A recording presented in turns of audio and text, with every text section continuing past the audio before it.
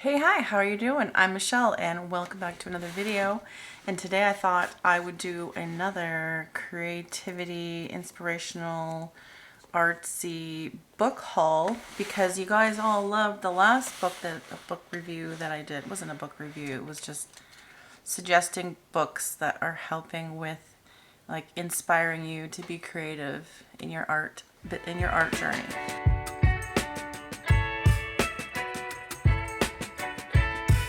So I have more books. Here's my stack that we're going to go through. There's only 7. 2 are a little more inspirational, and the rest are about more, I guess, techniques and things like that. But I thought, let me give you some suggestions for books that I've really enjoyed, that I love, that I've used.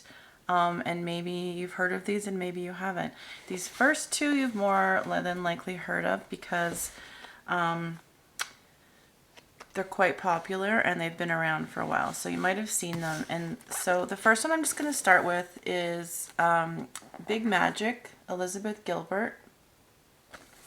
Now, of course, this one is more like thought-provoking, but the thing that I really loved, if you are creative in any way, this is a great book for you to read, only because it really helps you get out of your head about what is creativity and about being creative and all the ways that we kind of sabotage ourselves or get in our own way.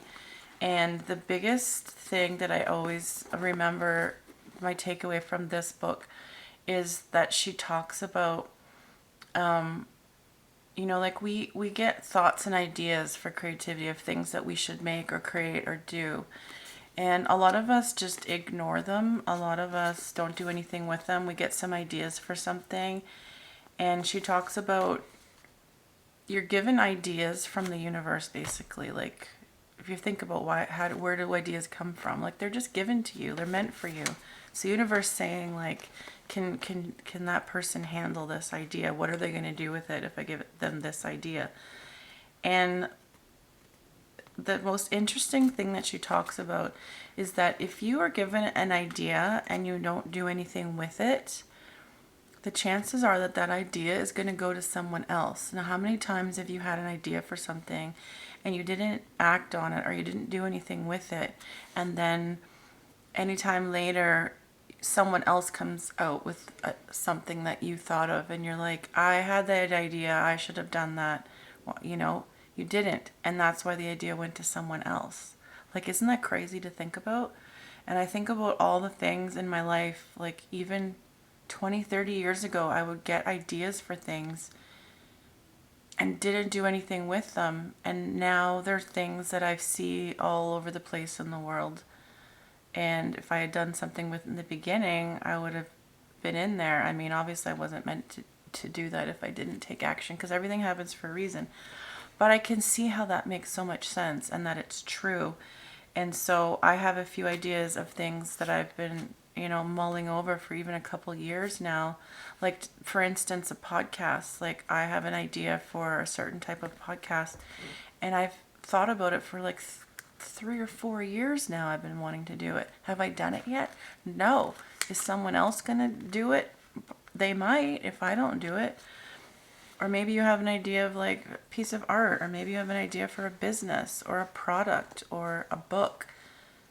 Anything like that, whatever it is, it just basically says just go for it, just go do it. Take that idea and run with it and see what you can do. Because if you don't, somebody else will get that idea and they will find success from it. So it's a great book. I love Elizabeth Gilbert. She wrote Eat, Pray, Love, if you are familiar with that.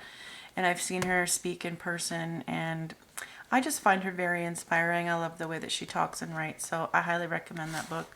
Another one that you've probably seen everywhere is The Artist's Way by Julia Cameron, and I got this one. I mean, I think it was written I don't even know when it was written, to be honest, 80s, 90s. I don't know when she wrote it. It was a long time ago. She wrote this book to help artists that get stuck and to kind of, it says a spiritual path to a higher creativity. So it helps you in your way of being creative. It helps you get unstuck sometimes. It helps you, you know, discover and recover your creative self. So if you're ever feeling like kind of stuck in a rut with your creativity, this is a great book.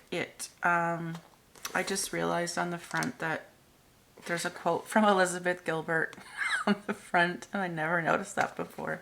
Synchronicity, maybe. But anyways, some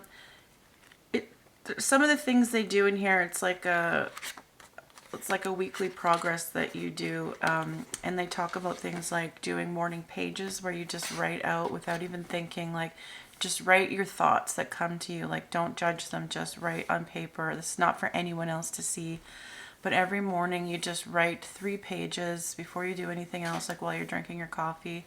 Write 3 pages of just whatever is on your mind. It doesn't matter. It doesn't matter if you write the same thing every day. Whatever's coming to your mind, like it could be something you're struggling with, just some random thoughts that you have, just like how you feel that day, things, whatever comes to your mind, like don't judge it, don't analyze it, just like literally blurt it out on paper.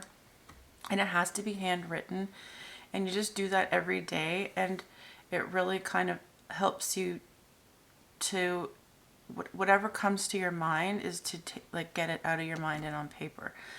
And it helps the creative process because it keeps you from like overthinking and overanalyzing what it is that's in your mind and what you're thinking about and whether it's good or not, or whether it's worthy or not. And you just put it on paper, and it just helps with your intuition and just feeling, you know, using what comes to you and not trying to overthink it. They're great exercises to use. I did do it for a couple months, and it really helped. And then there's also things she talks about, like doing a weekly artist date with yourself. Now, I've been really bad for a long time, and I don't do those anymore. But even if like going to a park for a walk, maybe sitting down and doing sketching for 10 minutes, or going to an art gallery, or going to a coffee shop somewhere, just like anywhere that you can go by yourself to treat yourself and experience something on your own. It doesn't have to be creative necessarily, but it's getting yourself out there and doing things and exposing yourself to experiences and things that can help your creativity. But there's a lot of stuff in there. If you have been in the art arena for any length of time, you've probably heard about it, but if you haven't read it yet, and sometimes you find yourself getting in a bit of a creative rut as well, it might be really helpful for you. So again, one that I recommend, the first 2 are more of like a mental thing. The rest are all more like physical art related. So the next one, I picked this book up. I find this a really great resource. It's called Palette Perfect. You can see that, and it's by Lauren Wagner. And I guess she had a blog called Color Collective. So this book, you can see, it just has a whole bunch of color suggestions, color palettes, all kinds, and you can see it shows photos for references, but then it will also give you really cool like just color swatches and different color combinations. And I find this really good because sometimes I just can't decide, you know, what colors to use, and I don't want to just do the same things over and over again, and I don't know always, I can't think always off the top of my head, like what's going to go well together.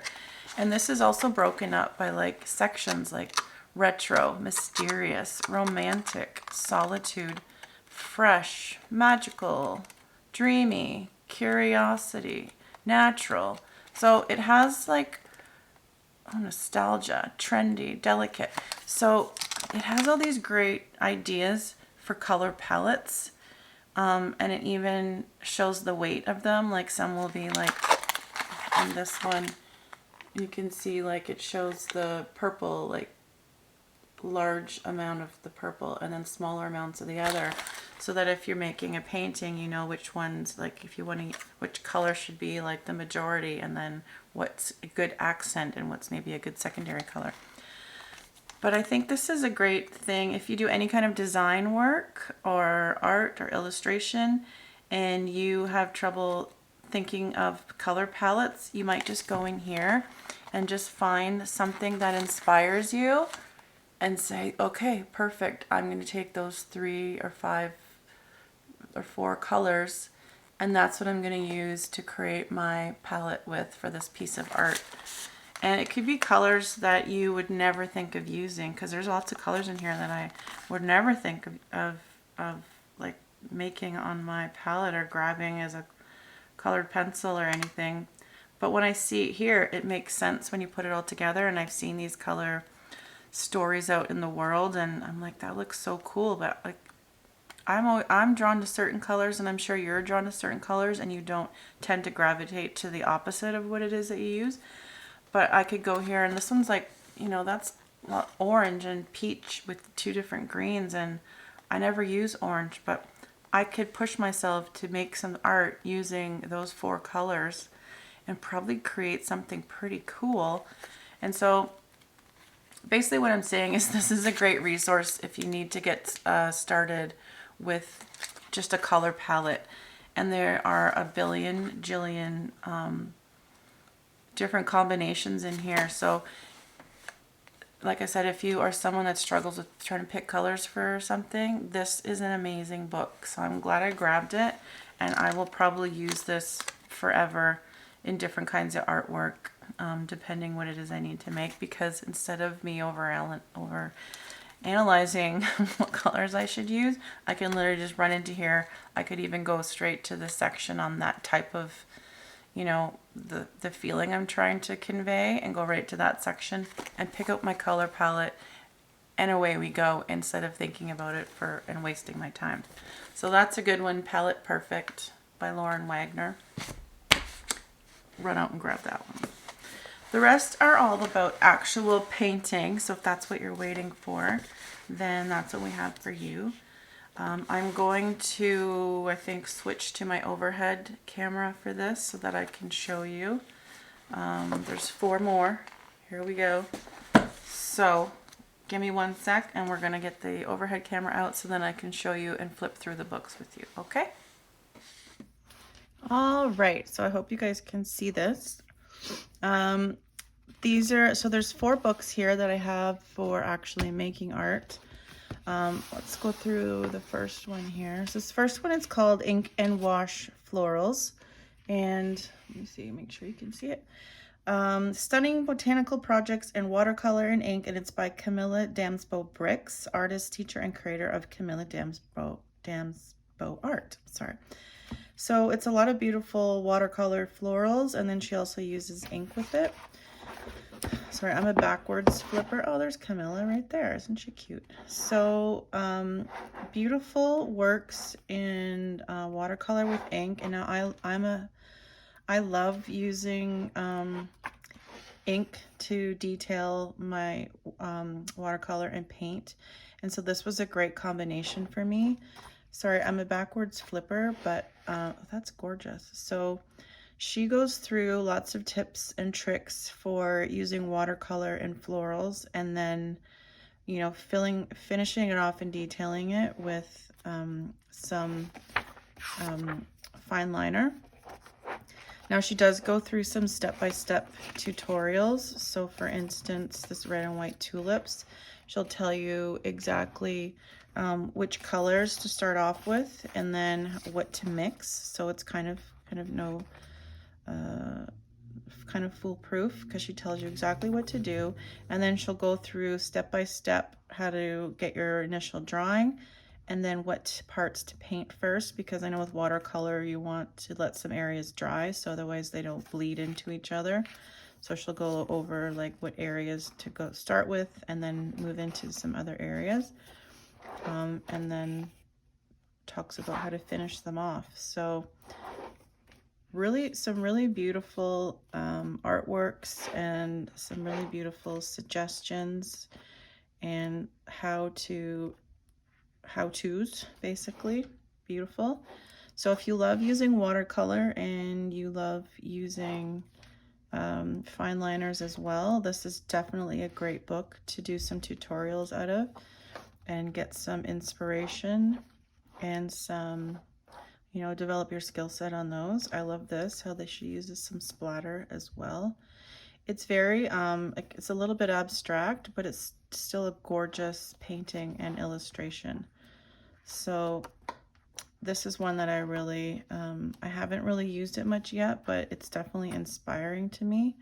She does some really great work in here. So if you love doing watercolors, this would be a great one for you to add to your collection and go through and do some of the tutorials and learn how to do this really nice, loose, kind of abstract way of doing flowers, and then finishing off with your fine liner, if that's some art that, I mean, if you've never done stuff like this, I think it's a great thing to try. If you normally do more controlled maybe watercolors and you've never done outlines on anything, this is probably a great book for you.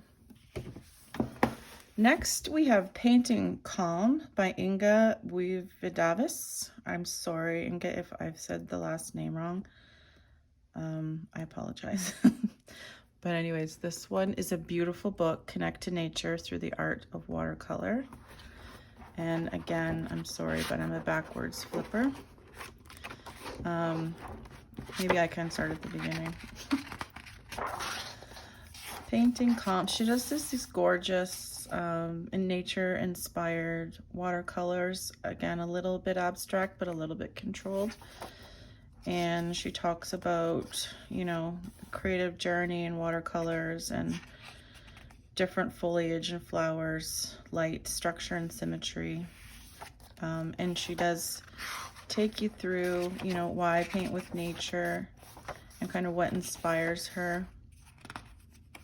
And you can see, and I love doing these too, is that she will do little spots of watercolor and then add some mark making on them. And if you've seen any of my videos, you know I love experimenting with that. Look at those gorgeous colors mixed together. So there's getting started, your materials, wet on wet, kind of her techniques and things that she uses. And then she gets into more color mixing, color harmonies. Like those colors are beautiful together. And that kind of also ties back to that perfect palette book that I just showed you, where if you're looking for, you know, palettes, like these are colors I might never have put together. And so she gives you some good examples in those. Mushrooms, like these are really beautiful, like illustrative, but very loose, simple, like she says, shapes from nature. Like these moths and bugs are really cool, and they're detailed, but yet they're not. They're a little kind of abstract and loose, but they're still very fun and whimsical. I love those. Okay. Inspiring yourself from nature and the things around you. Repeat motifs. Look at all her artwork. She's clearly been doing this for a while. So she's developed a really great skill set in her sketchbooks and just practicing and trying things out. She talks about composition, which is great because a lot of us maybe don't think about composition before we start art. We just kind of make it and then realize the composition is kind of lacking in it. And then she goes into some projects.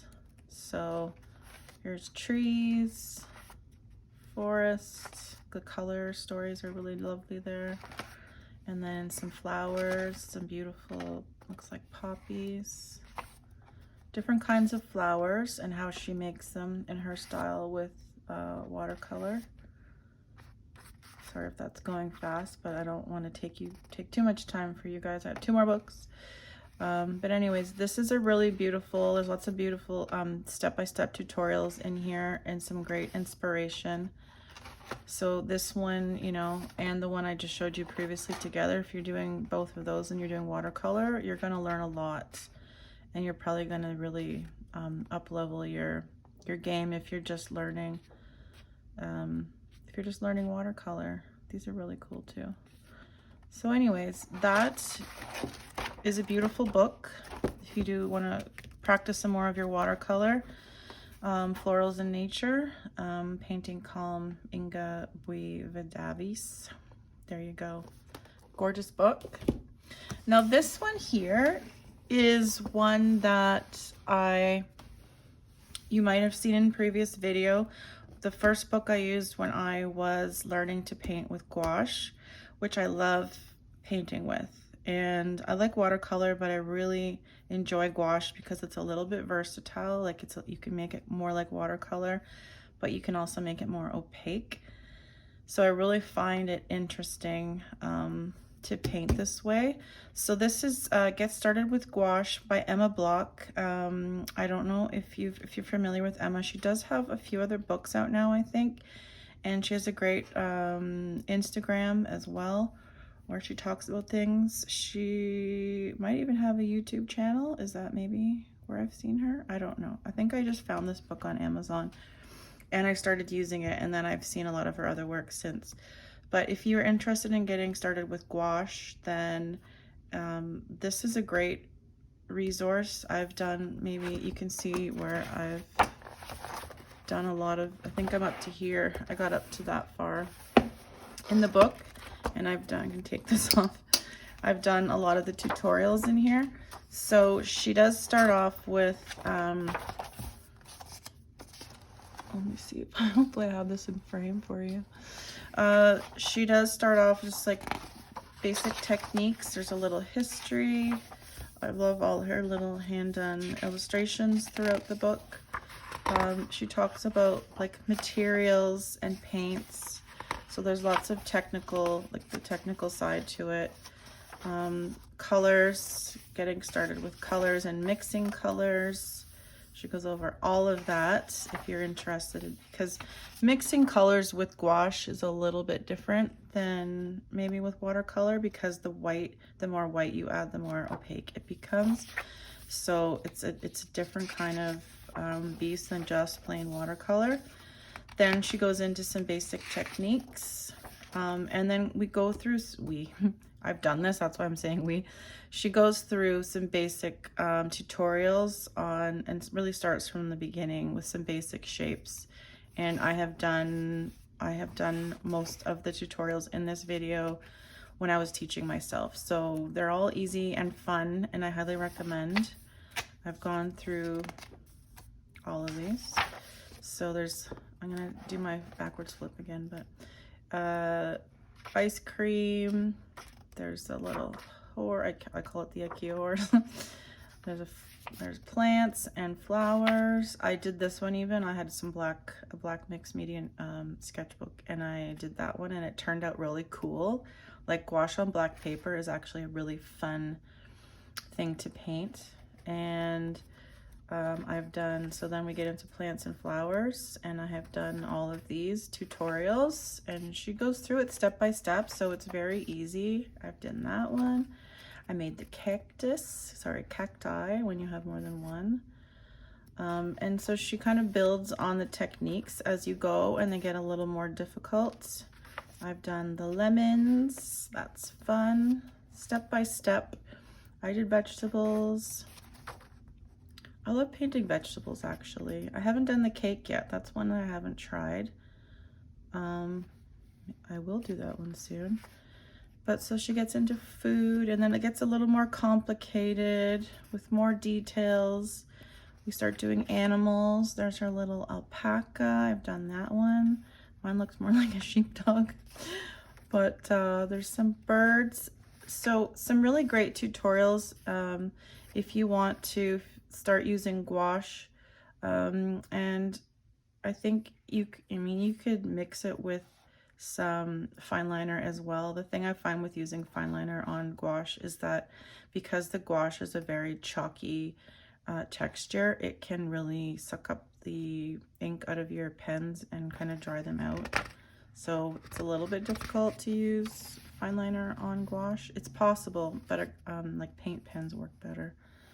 But anyways, she gets into doing people, which I have a hard time with. I'm still trying to work on people. how to mix skin tones and skin colors, which was great. That's a great tutorial if you want to get into doing people. I enjoyed that. I did this one because she was really cute. So again, just a great book on learning how to paint with gouache. I highly recommend this book. It is one of my favorites, and it's one of my most well-used books that I love. So, and there, like, I have a whole video on it. If you go back in my channel and look, if you want to see exactly all the tutorials that I did on this one, there's a video on how I learned to make gouache, I think it's called. How I learned to paint with gouache, I believe the video is called. So you could check that out if you want to see more in depth of that. Great book though, highly recommend it. And again, she does have some other books as well. She's a great artist and entrepreneur, and I really love her work. And then last but not least, hopefully you are still with me here, that I have this book called Drawing and Painting Beautiful Faces by Jane Davenport. And she has an art business that she runs, helping, like, teaching people how to paint. She does a lot of faces and whimsical mixed media artwork, and I discovered her online, and this was the book that I started with, but she has a ton of books available on Amazon. But I went with this one because I was trying to make work on my faces, and I think my last video I did use this book as my inspiration, where I did the girl with the peaches in her hair, and it was just kind of a chatty make art with me video. It's my very last one, I think, that I put up, but I did reference this book for that, so you can always check out that video as well. Like, the creativity in these books is just, I love it. And the mixed media is such a great way to make art, because you can get so creative with how you mix different materials together, like different kinds of paints. And she uses like paint, watercolor, gouache, pastel, collage, paint markers, fine liners, you name it. She uses everything in her work. Now, I just get so inspired by this book that I think everyone should have at least one of her books and talk about, look and try some of the tutorials that she has, because they're just so much fun and there's so much inspiration here. So we have a great little introduction, and there's so much visual goodness in this book that I love that they show, like, I love seeing artists studios, so I love that they show more about her and in her studios and her, all of her supplies. I think she has probably every supply known to man, it looks like. And she talks about surfaces, brushes, gesso, supplies that she uses, why she uses them, why they're great, pastels, watercolor, pencils. Like, she literally uses everything. So if there is a material that you use, she probably incorporates it, like ink as well, and shows you kind of how to put these all together. Markers, pens, like, I don't know what else there is. That's stencils. See, I don't use stencils, but I'm curious about stencils. Ephemera, so if you use some more collage work, like any kinds of papers, tapes, napkins, color copies. And she does incorporate, look at all of her washi tape. That's just a fun picture. And then she goes into drawing the basics. So how to make the faces. Maybe you know how to make faces, maybe you don't, but she gives her explanation of the way that she does it. And I obviously don't copy her style, but you can get the proportions right, and you can get ideas from the way that she does it and then make it your own. But I think it's fine. Like, if all these books that have I can't speak anymore. All these books, they have tutorials. You do the tutorials in there and make it look like what they're painting, but then take the skills you learn from those tutorials and translate that into what it is that you make and your style of doing things. You know, don't just say, like, start making work like this and copy exactly what she's doing. It's inspirational. It's like learning maybe a new technique, learning maybe a new combination of materials, maybe learning a new way to use a material, and then you bring that to your style and your art. And it's inspiring, and we all learn from each other. I mean, there is nothing new in the world. We're all inspired by the things we see, the other things that people do, stuff we see in nature. There's nothing new. It's just how we combine all of our inspirations together to make our own individual artwork and style, right? So everything else has been done, so just do you. Anyways, she goes through a lot of things like the basics of, you know, different angles for faces, which is helpful because, you know, other than a side view and a straight on profile, the 3/4 view is hard. But I am always just in awe of how she creates these beautiful, beautiful, detailed yet abstract and whimsical pictures. Like this is beautiful. I just find this beautiful and inspirational for me. And these are the kind of things that I would love to do. So I learned a lot. I got a lot of inspiration from this book.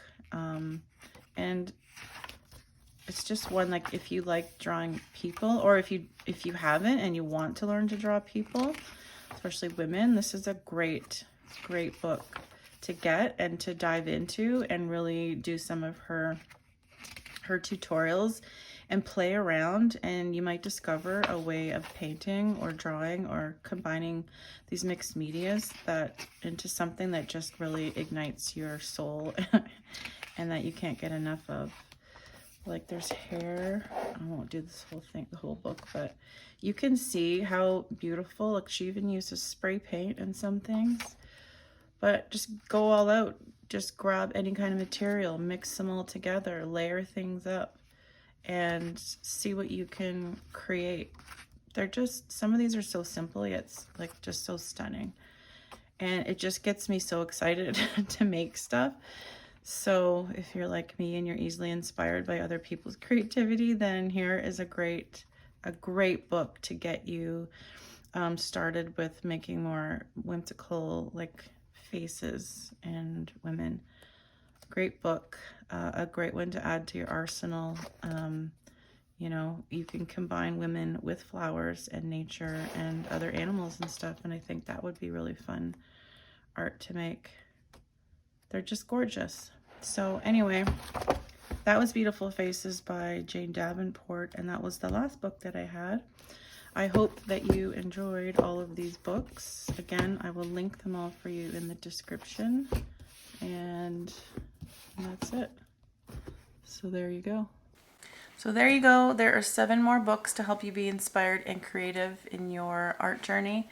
I hope that you enjoyed those. Let me know in the comments which ones you like the most, and if you have read any of these or used any of these. And if you have any other suggestions for people that are also in the comments, like, please share so that we can all check those out as well. And I will leave the links to everything in the description if you are interested in trying to find these books on Amazon. And that's it. So again, thanks for watching. Have a great day, and we'll see you later. Bye.